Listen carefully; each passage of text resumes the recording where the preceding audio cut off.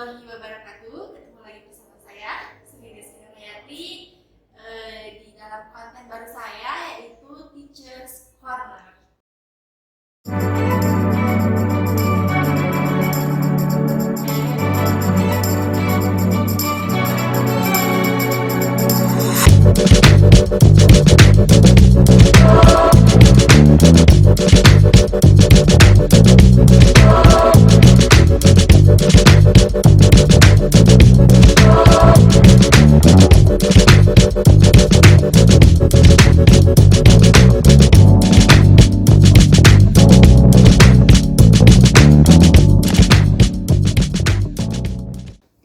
Di dalam Teachers Corner ini kita akan membahas mengenai seputar guru gitu ya, seputar guru. Baik, pokoknya kita sharing aja, sharing, diskusi mengenai pendidikan ya.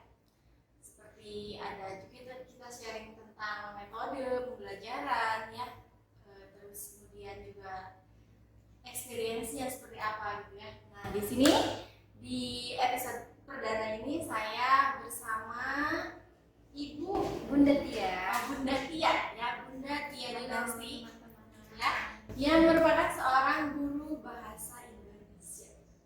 Ya, selamat datang. Ya, terima kasih ya. Terima kasih sudah mampir ke channel saya ya. Oke. Apa kabar Bunda Tia? Alhamdulillah baik sekali, alhamdulillah dengan senang hati ya. Alhamdulillah ya. Bagaimana perkembangan anak-anak sekarang? Luar biasa ya di PJJ seperti ini, luar biasa pokoknya. Nah, ini cocok sekali ya dengan topik kita hari ini, yaitu kita akan membahas mengenai pembelajaran jarak jauh atau PJJ ya. Nah, kebetulan saya dengan Bunda Tia ini satu pekerjaan ya, maksudnya satu sekolah, satu instansi. Kami bekerja di salah satu sekolah swasta ya, di SMP di Kabupaten Subang. Oke, Bunda Tia, saya langsung bertanya-tanya aja bersama Bunda Tia ya. Sebelum kita lebih jauh membahas tentang PJJ, saya mau bertanya dulu nih tentang pengalamannya Bunda Tia selama di dunia pendidikan ini ya.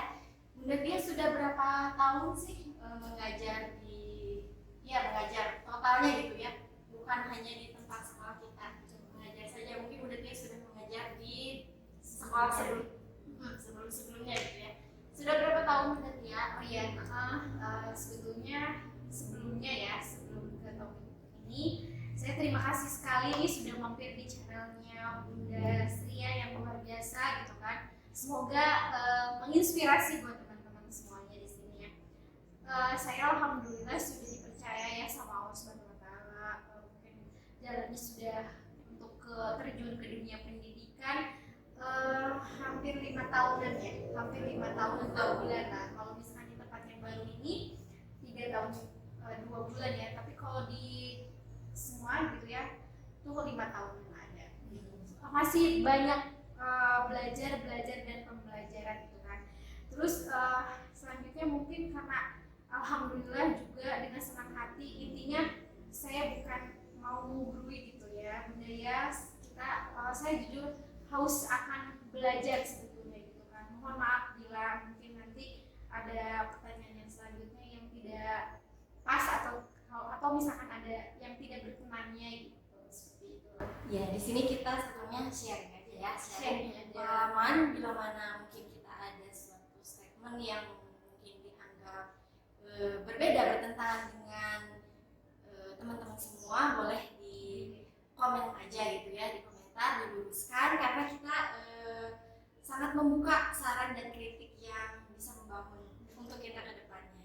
Di sini kita hanya sharing pengalaman aja gitu ya, Bunda Tia ya. Nah, oke. Udah berapa tahun? 5 tahun ya? 5 tahun, dan di kerjaan yang sekarang kita ini sudah 3 tahun 2 bulan. Agustus ini baru 2 bulan lah. Luar biasa ya. Sudah tahu ya pastinya pahit manisnya mengajar itu seperti apa gitu ya. Beda dengan saya yang baru sembuh jagung gitu ya, sama-sama terjun belajar di dunia pendidikan gitu ya. Nah, Bunda Tia, sebelumnya saya mau nanya dulu nih, emang sebelumnya cita-cita Bunda Tia itu memang menjadi guru kah, atau karena sudah terlanjur terlanjur gitu pengen jadi guru gitu, apa gimana, boleh diceritain nggak? Boleh. Jujur aja ya, baru kali ini ya nih saya di sini gitu ya ngobrolnya. Saya itu dulu zaman SMA, karena memang dulu saya masuknya ke bahasa ya di Kabupaten Subang, satu-satunya yang mempunyai bahasa atau misalkan kelasnya bahasa itu cuma daerah, ada lah satu daerah lain intinya gitu. Saya masuk ke situ gitu kan, dan itu pun saya pikir karena memang dari SMP saya tuh seneng banget gitu bahasa Indonesia, puisi atau misalkan kata-kata yang majas-majas atau kata-kata yang indah lah istilahnya gitu kan, saya suka sekali gitu kan. Tapi setelah SMA saya tuh nggak mau terjun ke pendidikan ini gitu kan. Saya kuliahnya saya pengen jadi bidan sebetulnya. Jauh banget ya, pengen jadi bidan, betul, pengen jadi bidan. Kenapa jadi ngambilnya ke pendidikan? Saya tidak tahu, mungkin takdir kali ya. Takdir gitu kan, karena memang orang tua terutama ibu gitu kan, saya sudah mau mendaftar tuh di adalah di Bekasi gitu kan, sama temen tuh ayo dong kita barengan gitu kan, di kos bareng itu memang asrama sih bukan kos, itu bidan gitu kan, jurusan bidan. Saya bilang saya pengen gitu kan, ternyata tiba-tiba ibu tuh terutama gitu kan bilang jangan jauh-jauh deh gitu kan. Saya nggak mau jauh-jauh karena memang maaf gitu kan, banyak kejahatan gitu, bilangnya seperti itu gitu kan.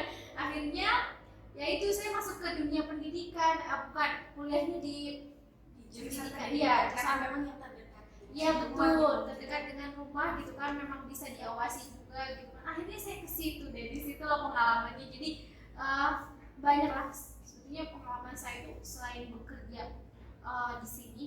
Dulu itu saya bukan di pendidikan sebetulnya. Di mana? Saya dulu adalah di sebuah perusahaan yang di mana saya kerjanya mungkin bagiannya marketing yang urusan dengan bahan-bahan tekstil yang kayak gitu. Industri. Iya betul, lebih ke industri yang memang luar biasa sekali pengalaman dari situ yang mengajarkan saya ternyata hidup itu harus penuh proses, penuh tantangan, penuh kesabaran. Nah itu dia gitu, seperti itu. Luar biasa ya, jadi sempat juga nih melenceng dari dunia pendidikan gitu ya. Melenceng banget pokoknya gitu. Dan tiba-tiba ya setelah menikah, karena memang di dunia industri seperti itu pulangnya juga lama sekali gitu kan, udahlah stop dulu karena memang ijazahnya dipakai untuk kerja di dunia apa ya, tekstilan atau industri gitu ya. Jadinya udahlah di stop dulu gitu kan, di stop dulu. Akhirnya suami bilang udah stop, sekarang kerjanya digunain lah ijazah yang saya punya gitu kan. Iya.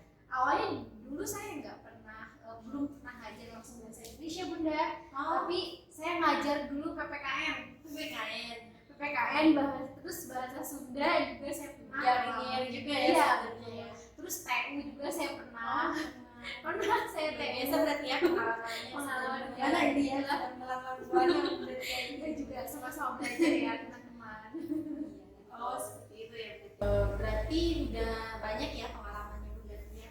Nah saya mau tanya dulu nih sebelum masuk ke materi tentang PJJ ya. Cobaan terberat dalam dunia pendidikan ini apa sih? Pernah Bunda dialami? Ada sih cobaan terberatnya itu dalam dunia pendidikan ya teman-teman. Itu pastinya ada suka dan duka ya. Suka dan duka, sukanya ada, dukanya ada gitu. Dukanya mungkin kita menghadapi anak didik kita ya. Sukanya kita ketemu terus sama mereka, happy. Katanya gini, ada yang bilang ya, dulu zamannya saya sekolah SMP, ada seorang guru bilang gini, kalian tuh harusnya jadi guru gitu. Bilang ke saya, kenapa gitu Bu? Karena guru itu happy katanya gitu ya. Kenapa bisa happy? Ya bisanya jadi awet muda katanya gitu. Kayak gitu. Jadi awet muda terus karena memang ketemu sama anak-anak yang sangat luar biasa, anak-anak yang soleh-soleha, yang tingkahnya kadang dibikin kita lucu gitu kan. Nah itu dia di dunia pendidikan. Bisa sampai bilang, oh ya, oh begitu ya, oh ya begitu ya. Makanya sekarang saya tuh kayak gitu bilang sukanya. Dukanya kita menghadapi anak-anak yang luar biasanya. Yang pertama adalah saya banyak sih sebetulnya contoh ya dari teman-teman saya. Jangan pernah kita membanding-bandingkan anak didik anak kita. Kalau misalkan di sekolah bukan lagi orang lain, itu adalah anak kita. Kecuali di rumah mungkin itu haknya orang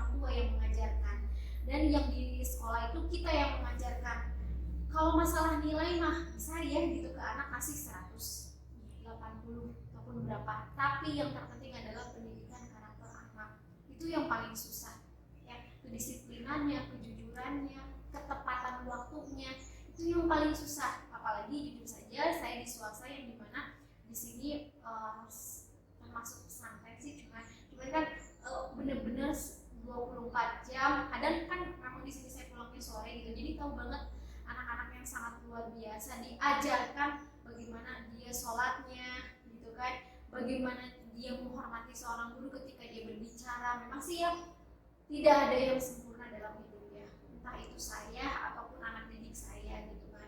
Ada yang misalkan saya tuh takut gitu sebenarnya jadi guru tuh takutnya gini, takut salah langkah di mana saya mengajarkan materi yang memang pertama nggak dipahami sama anak, kedua saya takut salah langkahnya nggak dipahami sama anak gitu, yang ada dosa, terus yang ada ngatain di dalam hati ke saya, guru ini begini. Satu yang paling takut tuh seperti itu gitu kan, karena memang pada dasarnya guru itu ditiru, tapi itulah seorang guru ya, pasti ada yaitu kesempurnaan hanya milik Allah gitu kan.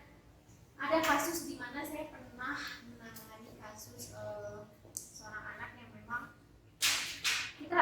anak itu harus didekati gitu kan, bukan dijauhi ketika anak itu mau punya masalah gitu kan, bukan udahlah nggak mau gitu kan, saya ilfil anak itu misalkan jarang masuk lah, atau kena kasus ini kena kasus itu gitu kan. Ternyata kalau seandainya kita ngejauhin anak yang seperti itu, yang ada dia tidak punya teman, apalagi kalau seandainya jauh dengan keluarga gitu ya. Kita rangkul, kita sayangin, seolah-olah memang itu anak kita gitu kan, jadi nggak ada keegoisan, malas banget gitu kan. Jangan sampai gini loh, ketika orang tua nanya ke kita, kerjaan guru apa sih di sekolah selain mengajar gitu kan, apalagi kalau misalnya kayak saya mungkin full ya ngajarnya gitu, kerjanya apa sih, cuma ngajar doang gitu kan, bahasa Indonesia baca aja bisa gitu kan. Jangan pernah beranggapan seperti itu orang tua gitu kan. Jujur susah sekali gitu kan, apalagi kalau anaknya yang baru masuk, contoh-contoh pesantren lah ya, baru masuk yang memang penanganan kasusnya luar biasa, jauh dari umi abinya, kita harus rangkul ketika dia malam-malam nangis gitu, bener Bun, nangis terus pengen pulang inget sama ibunya gitu kan. Ya itu buat kita sebenarnya, bukan buat saya tertekan, bukan, jujur. Jadi saya harus push setiap hari anak itu untuk rangkulan gitu kan. Tujuan saya kalau misalkan ke anak yang memang dia lagi stres mungkin ya, jauh dari orang tua, atau misalkan rindu, benar-benar rindu banget, saya coba tujuannya itu tujuan saya kasih aja sedikit gitu, atau komunikasi, atau misalkan dari surat antara orang tua dan anak tanpa memberikan HP atau apa gitu kan, atau enggak ya itu dari surat gitu kan, saya kasih gitu, biar motivasi anak biar mau belajar di sini gitu kan. Intinya jangan pernah membanding-bandingkan anak didik kita, bahwa anak didik kita itu beragam, polanya beragam, pengasuhannya pun di rumah beragam gitu kan. Ada yang broken home ya, ada yang memang harmonis gitu kan, dengan berbagai backgroundnya berbeda-beda ketika di rumah dan ketika di sekolah, itu semuanya merupakan anak didik kita. Harus dibeda-bedakan karena mereka juga mempunyai hak yang sama, dan di sini kita berkewajiban untuk menyamakan perlakuan kita kepada mereka. Dan juga ada yang harus dibeda-bedai, karena ini yang satu hal yang saya pegang dari dosen saya yang sangat luar biasa banget, itu inspirasi saya. Beliau mengatakan bahwa gini, kita ini sebagai guru, sebagai pelayannya anak-anak. Nah, jadi ketika kita menjadi seorang pelayan untuk anak-anak, berarti kita harus memberikan semua kemampuan yang kita bisa dengan anak. Bukan mereka yang harus melayani kita, tapi kita yang melayani mereka. Maka dari itu kita jadi dalam mengajar itu harus benar-benar dari hati yang ikhlas ya. Kalau kitanya ikhlas, insya Allah nanti kitanya juga bakal berkah, anak-anaknya juga mungkin akan kerasa gitu ya. Nah gitu. Dan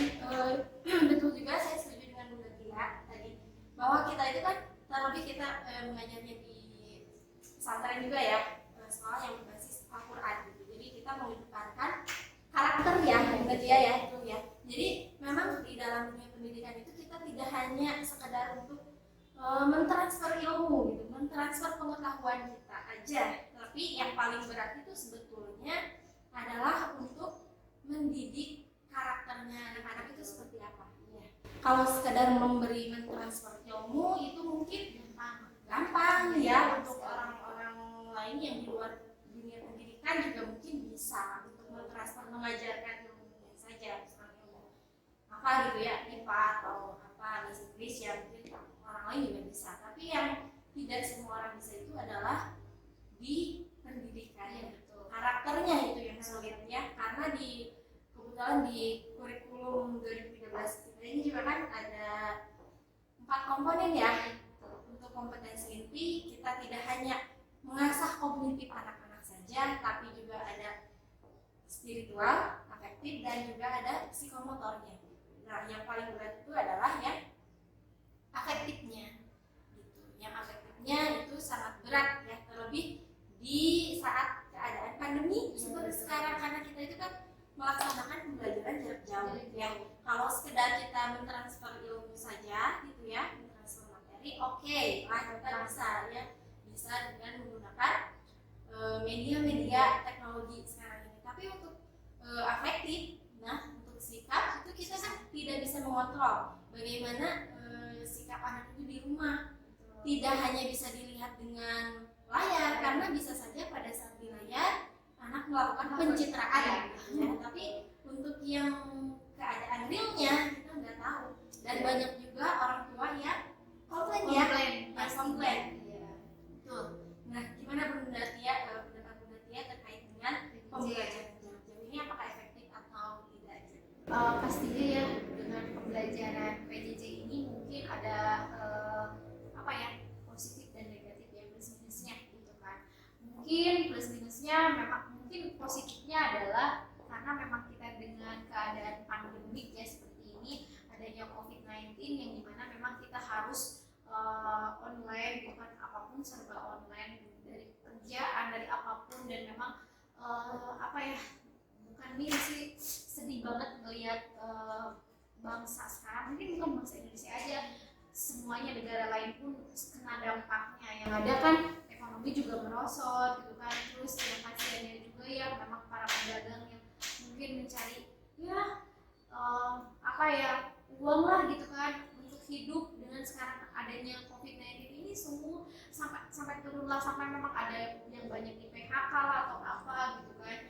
Kita sih, menurut saya adanya PJJ ini ya itu ada plus minus, tapi saya tidak mau sebetulnya dipatenkan ya. Saya tidak mau dipatenkan karena kenapa? Kasihan gitu. Yang pertama, yang tidak mempunyai HP ya, yang tidak punya fasilitas di rumahnya, apalagi yang memang pelosok ya, seperti mungkin ada dari provinsi mana yang memang pelosok banget, yang memang kadang pinjam HP ke temennya, itu pun harus ada juga. Saya pernah tuh ya baca artikel, bukan artikel sih, berita ada seorang anak SMP, dia itu mencari sinyal untuk belajar, karena memang pakai Zoom ya gitu kan, jadi harus ada sinyal yang kuat, yang dimana dia rumahnya tuh pelosok banget, dia harus lari ke gunung, naik gunung sama temennya, untungnya ada temennya gitu kan, naik gunung dan dia belajar di kebun tebu. Bayangin, cuaca panas ya, pengen belajar, pengen benar-benar ini kan, dia itu kan panas, terus untuk mendapatkan sinyal aja harus jauh gitu kan, apalagi yang nggak punya HP. Terus banyak lagi yang memang miskomunikasi juga kan, terus terlalu banyak di depan HP yang pencitraan gitu kan. Betul, memang sekali gitu kan, yang saya rasakan mungkin dia disangkanya sama kita, dia lagi memahami kita, lagi ngobrol lah sampai A sampai Z, ternyata dia main game gitu kan. Karena memang yang terbutuhkan itu mentransfer ilmu itu gampang, bener tadi kata Bunda gitu ya, tapi yang karakternya, yang tumbuhkan itu banyak orang tua yang mengeluhkan ya.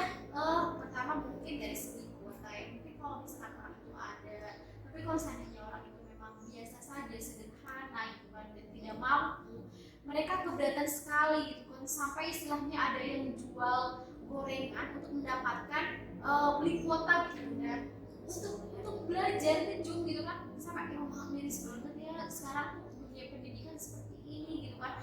Kebayang tidak kalau seandainya PJJ ini diterapkan sampai paten, ya Allah saya nggak kebayang harus seperti apa gitu kan, karena itu bagian kita komunikasi, kita internetan, kita istilahnya apa ya di dunia apa sebutnya ya, komunikasi di via maya lah, istilahnya dunia maya lah atau ya Daring. ya dalam jaringan lah, kita memang perlu gitu kan dalam kehidupan sehari-hari, kita teleponan, kita WA, dan kita perlu sebetulnya memang informasi apapun perlu gitu, tapi kalau harus dunia pendidikan dipatenkan apa ya PJJ, sepertinya saya tidak setuju gitu Bunda. Pokoknya yang kasihnya gini, ada seorang anak mungkin saudara saya lah, mungkin bisa lagi ini saudara saya yang ponakan, dia diberikan tugas sama gurunya itu nggak pernah sedikit ya, itu mohon maaf ya buat guru-guru yang lain, ketika memberikan tugas kepada anaknya, apalagi dengan situasinya pandemi seperti ini, itu dilihat dulu,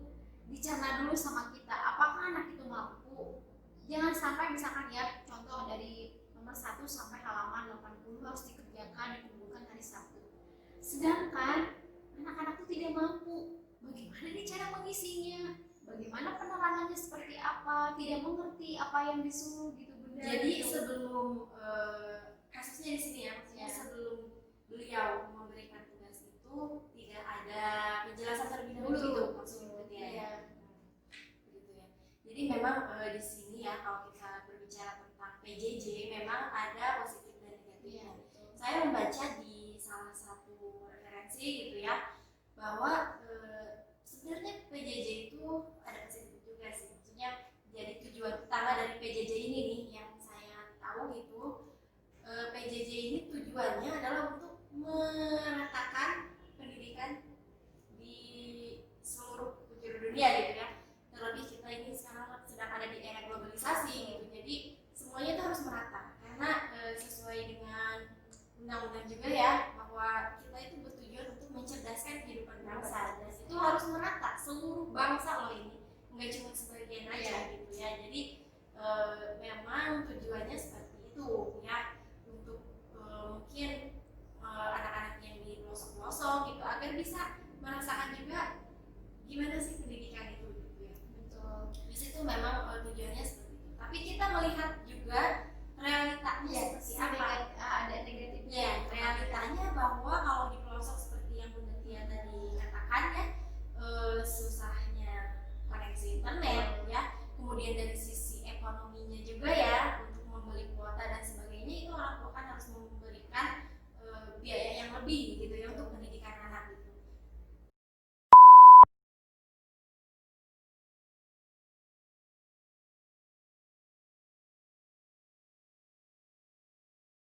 Ya, kita lanjutkan kembali ya Bunda Tia. Jadi memang di dalam pembelajaran jarak jauh itu terdapat 3 dimensi ya, 3 dimensi menurut referensi yang saya baca, yaitu yang mendukung pembelajaran jarak jauh. Itu yang pertama dari segi pengajarnya. Di sini kita sebagai guru, sebagai pengajar, apakah bisa mendukung pembelajaran jarak jauh ini atau tidak ya. Kita memiliki kompetensi yang cukup atau tidak untuk melaksanakan pembelajaran jarak jauhnya gitu ya, dari segi penggunaan media mungkin, karena kan menggunakan teknologi ya kalau untuk pembelajaran jarak jauh, apakah kita menguasai itu atau tidak. Kemudian untuk isi kontennya apakah bisa dimengerti atau tidak oleh menarik atau tidak ya, asal dengan apa ya, asal-asalan lah atau gimana gitu. Ya, karena kan isi konten itu penting ya, nggak asal kita menyampaikan saja ya. Di dalam kelas pun pada saat kita menyampaikan materi kan anak tidak mengerti gitu, tidak paham gitu ya, apalagi dengan secara daring seperti ini gitu, dan kita pun tidak bisa mengontrol si anak ini sudah mengerti atau belum gitu kan ya. Dari segi penilaiannya pun dari evaluasi yang bentuknya mungkin tes tertulis gitu ya, yang dilakukan secara daring, Nah, itu apakah bisa merepresentasikan kemampuan siswa atau tidak? Karena kalau menurut saya itu kurang efektif dan tidak otentik gitu penilaiannya. Ya karena kita nggak tahu nih, kita nggak bisa kontrol apakah ini si anak tuh pure ini hasil kerjanya peserta didik atau bukan. Gitu. Bisa jadi kan memang dibantu oleh orang lain yang ada di rumah gitu. Kita tidak bisa melihat ya, namanya juga dunia maya. Iya, dunia maya, sebenarnya maya itu ya bunda ya. Gitu. Jadi memang ada plus minusnya ya, dan bagi kita untuk pengajar mungkin harus lebih ekstra lagi yang mengupgrade ilmu kita ya, supaya lebih bisa mengikuti perkembangan zaman. Karena sekarang udah 4.0 ya, jadi kita harus mengeksplor terus, belajar terus. Nggak mungkin kita terus-terusan menerapkan pembelajaran yang konvensional. Iya, kan betul. ya. Zaman dulu ya. Iya. Nah, kemudian yang kedua itu kan dari sisi pembelajarnya, dari sisi siswanya. Di sini apakah siswa itu bisa mengikuti pembelajaran jarak jauh ini atau tidak gitu ya, bisa memahami materinya enggak gitu kan bunda ya, betul ya. Nah, kemudian didukung oleh media pembelajarnya atau tidak gitu ya, karena memang ini salah satu kendala yang cukup menjadi hambatan ya ketika pembelajaran jarak jauh itu media pembelajarannya ya, karena tidak semua siswa memiliki laptop, gadget gitu ya. Iya, terlebih di pelosok-pelosok gitu ya, di ada kan seperti itu bunda apa sih, sampai jual gorengan lah dia untuk mendapatkan pulsa, terus beli kuota ya, buat pengen banget belajar gitu kan, karena rasanya ya Allah miris banget gitu kan. Sampai segitunya, mau sampai kapan seperti itu kan, kasihan gitu. Iya, jadi kita juga ikut prihatin juga gitu ya, melihat semangat anak yang memang sangat bagus tapi kenyataannya tidak didukung dengan media pembelajarannya sehingga tidak bisa belajar gitu. Nah, itu salah satu kendalanya mungkin ya. Tapi ada juga sisi positifnya di sini bagi pembelajar, memang karena anak itu kan beda-beda karakter ya di dalam pastinya. Iya, ada yang memang aktif saat di kelas, mau bertanya gitu, tidak malu gitu. Ada juga yang cenderung diam, yang introvert gitu ya, memang kepribadiannya seperti itu, malu untuk bertanya. Padahal mungkin kalau secara kemampuan dia juga memiliki kemampuan yang sama, bahkan lebih baik dari temannya yang cenderung aktif gitu, hanya tidak diekspresikan saja, tidak mengeksplor sendiri. Nah, gitu. Malu gitu ya. Iya, nah di dalam pembelajaran jarak jauh ini dengan menggunakan media seperti WhatsApp, terus dan lain sebagainya gitu ya, dengan berkomunikasi dengan cara mengirimkan pesan singkat ya, atau juga melalui pesan suara gitu. Nah, anak ini yang memang cenderung diam saat di kelas mampu mengekspresikan dirinya pada saat pembelajaran jarak jauh. Itu ada perbedaannya ya. Jadi membuat siswa itu lebih aktif dan interaktif dengan gurunya walaupun hanya melalui pesan singkat gitu. Jadi bagus berarti ya, ada positifnya buat anak yang memang cenderung pendiam gitu. Iya, seperti itu. Nah, mungkin itu untuk sisi dari pembelajarannya dari siswa. Yang ketiga itu dukungan dari instansi. Nah, itu sangat penting ya untuk instansi, dalam hal ini adalah sekolah gitu ya. Sekolah ini mampu nggak sih mendukung pembelajaran jarak jauh gitu. Mendukung nggak seperti teknologinya gitu ya, seperti sarana dan prasarananya, bisa mendukung nggak sih kegiatan pembelajaran jarak jauh ini gitu. Karena kan tidak semua instansi yang ada. Iya, betul. Apalagi sekolah-sekolah yang memang letaknya agak jauh banget dalam gitu ya, jauh dari perkotaan, itu kan kadang suka kurang terperhatikan gitu ya, bagaimana sarana prasarananya mungkin kurang, tidak memadai untuk melaksanakan pembelajaran jarak jauh ini gitu. Kalau di sekolah yang sekarang kita mengajar, alhamdulillah ya, fasilitas sudah memadai, alhamdulillah pembelajaran jarak jauh juga sudah berjalan dengan lancar ya. Kurang lebih sudah berapa bulan ya, kita ada 1 bulan lebih ya, sudah melaksanakan pembelajaran jarak jauh, dan sejauh ini alhamdulillah lancar-lancar saja ya, meskipun terdapat beberapa kendala pastinya. Dan di sini memang peran instansi sangat penting ya, selain untuk mendukung sarana dan prasarana, juga memang seperti mengadakan pelatihan untuk guru-guru. Nah, itu juga sangat penting, itu merupakan dukungan dari Ya, sengaja kita sebelum melaksanakan PJJ alhamdulillah sudah ada melaksanakan pelatihan bagi guru-guru untuk melaksanakan pembelajaran jarak jauh. Itu sisi positif negatifnya gitu ya Bunda ya. Nah sekarang menurut Bunda jadi kesimpulannya PJJ itu gimana sih, efektif gak untuk diterapkan? Iya, sebetulnya kalau dengan keadaan COVID mungkin ada untungnya ya, karena memang kita takutnya ya adanya COVID-19 ini ada untungnya kita bisa PJJ ini. Cuman kalau seandainya dipatenkan untuk terus memakai PJJ, sepertinya saya khawatirnya kasihan sama anak-anak yang di pelosok, anak-anak yang tadi ya media dan itunya semuanya lah istilahnya yang tidak ada gitu kan. Kita memperhatikan bukan hanya untuk di ibu kota gitu kan ataupun di yang lainnya, tapi saya memperhatikan bagaimana orang-orang yang memang anak-anak didik yang memang di luar jangkauan dari kita gitu, seperti itu. Nah, saya juga ngalamin ya ketika belajar atau misalkan memberikan materi kepada anak-anak, ya ada happy-nya, ada lucunya, sama aja ya happy sama lucu. Itu ya begitulah, ada mungkin pencitraan ketika saya memberikan materi, tiba-tiba si anak tersebut ada main TikTok lah atau misalkan ngomongin masalah game lah dan yang lainnya gitu. Nah itu kembali lagi memang ke controlling ya, kita nggak bisa mengontrol bahwa si anak ini benar-benar belajar nggak sih, Itu karakter yang terpentingnya gitu. Karena bisa jadi di depan layar dia terlihat belajar padahal nggak tahu sebelumnya sebetulnya kita nggak tahu kejadian realnya di rumah seperti apa. Dan memang banyak juga ya keluhan-keluhan dari orang tua yang mengadu gitu ya, Bunda tolong dong ini ditambahin lagi tugasnya, anaknya suka main game terus gitu. Terus ada lagi yang lain yang menyanggah gitu, Bunda justru saya kasihan tapi semangat saya belajarnya di depan HP terus, jadi kasihan dia pusing ngeliat HP terus gitu kan. Di situ jadi ada beberapa pendapat juga gitu ya dari orang tua, masukan juga untuk kita ya sebagai guru, bagaimana caranya supaya pembelajaran jarak jauh ini lebih optimal lagi gitu ya Bunda ya.